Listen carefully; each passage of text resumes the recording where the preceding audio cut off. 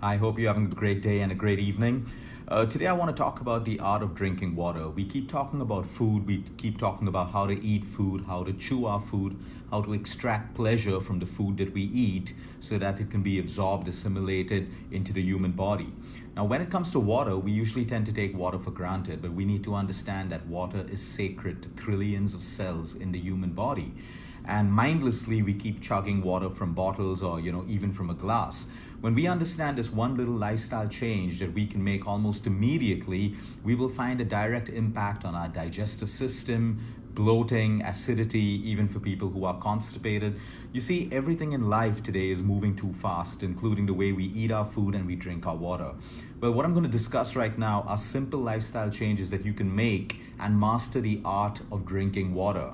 You see, we just don't drink water because we need to. Usually we're moving so fast in life, we're thirsty, we pick up a bottle and we chug all that water down. But let's understand, number one, the first rule when you drink water, as far as possible, try to sit down like you sit down and you eat your meals, you sit down and you drink your water. Now, if you ever see athletes on TV during cricket games, especially football, high intense games like basketball, football, you will never see athletes chugging water. You'll see them take a sip, two sips, spit some water out, take another sip. Okay, there's a reason that you do that. When we chug water too fast, what happens is we dilute our blood. When we chug water too quickly, it just passes through our system and most of the water doesn't get absorbed. Our kidneys work like filters, and when we chug water or drink it too quickly, we also have the possibility to flush out electrolytes. Now, sodium, for example, is an electrolyte and it has the function of balancing fluid in and around the cells. So when we drink water too quickly, sometimes our blood gets diluted and a lot of the water from the blood now moves into the cells and it upsets the complete balance, leading to swelling. So you'll notice sometimes if you drink water too quickly, you will have a bloated kind of a feeling. So the idea is to sit down and sip on your water so it goes very, very slowly through your system. The second point is water should mix with our saliva in our mouth. So when we're chugging water too quickly, it just moves straight down our pipes. But if we actually sit down and drink water, it should mix with saliva. And then when that alkaline saliva gets into our stomach, it can also play a major role in neutralizing stomach acids, especially in people who are very acidic. The third rule is with meals. Try not to drink water with your meals. And if you must drink water with your meals, there should be 1 or 2 or maximum 3 sips. You want to drink water about 20 to 30 minutes before your meals because a lot of people confuse thirst with hunger. But during your meals, if we're eating a wholesome diet, like most of our food is anyway cooked in water, it absorbs water and it has enough of water to stimulate the digestive system while you're eating your food. Of course, if you're eating out of a bag, if you're eating out of a processed food box or packets, it doesn't have water, and that's why we feel thirsty after a bag of chips, a bag of cookies, or something which is junk or processed, we feel more thirsty. But when you have wholesome food and wholesome meals, you'll find that you don't need water during your meals. If it's spicy, just a little bit of water, small sips that you slowly swallow. And after your meal, you don't want to drink water immediately. You want to keep a gap of at least 30 to 45 minutes because you do not want to dilute your digestive fluids, which are helping you digest your food. So the next thing, water is extremely important when it comes to your workouts, pre-workout and post-workout. Please understand that when we have a drop of even 1% of water during our workouts, post our workouts, our muscles start cramping. So it's extremely important to respect your water intake during, pre, and post-workout. The next point is water should be warm.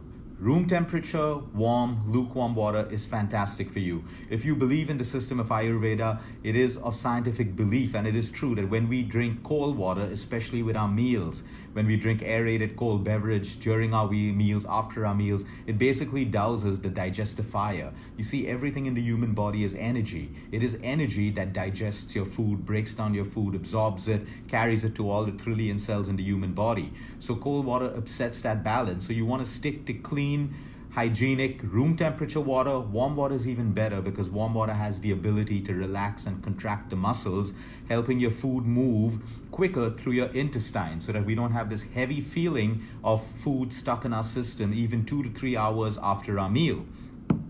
The next point is your urine is the best indicator. There are too many people who overdo it on water. Now, usually anywhere between 2 to 3 liters is the standard that we say is good for you, but don't take that literally because it really depends on where you live, your climate, how much you exercise, how much of time you spend in the air conditioner.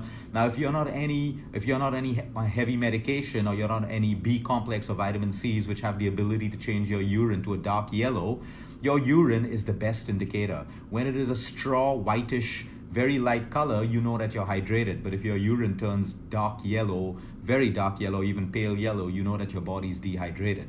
So the best thing is to be mindful about your water. Now, when you sit down and you sip your water, you'll find that you don't need water for a longer period of time. But when you chug it down, like I said, you find yourself going to the toilet very often, and most of the water has not even been absorbed, and it's just passed out of your system completely. The next point is, in the morning when you wake up, you want to make sure that before you eat anything, that you actually sit down and you have 1 to 2 glasses of warm water, lukewarm water, room temperature water, really slow. You want to mix it with your saliva, you want to drink it, because you see your digestive system is at rest. And when water enters your system, it begins a process of peristalsis, which is basically the contraction and relaxation of your muscles inside of your system, which makes it easier to digest the food or your breakfast that you're going to eat. So these are very simple rules. Just because your life is fast and busy, it doesn't mean that your body is going to adapt to the digestion process, hydration, and everything. Your body will still work the way it was designed, based on the principles of chemistry, biology, physiology, and its own wisdom and intelligence. So you need to slow down and realize these things. We don't have to drink that much of water if we're absorbing even the little sips of water that we have through the day. Now, especially for kidney patients, people who are sick, people who are going through medication, you want to make sure that you don't drink your water too quickly, because you do not want to upset your electrolyte balance. There are 6 electrolytes in the body: potassium, sodium, chloride, etc. All of them that work together for your blood pressure, your blood sugar levels, your energy levels, even your brain. There is a medical condition called hyponatremia, which is excessive water in the cells, and we need to be careful. There is something called water intoxication, and that's why you will never see marathon runners who are doing it the right way, athletes, chugging on water, because they know it can cause something called hyponatremia, where the cells start swelling up with water. And when the cells in the brain start swelling up with water, it's even worse. So slow down. The same way we're slowing down and eating our meals, you want to slow down and drink your water. If you cannot sit and drink your water, it's okay. Even if you're standing, although it's preferable if you sit, but if you're standing and drinking your water, sip it really slowly, which is why it's always a better habit to pour water out of a bottle into a glass and then sip it slowly. If you're drinking it through a bottle, you need to be careful and mindful that you're sipping it really slow.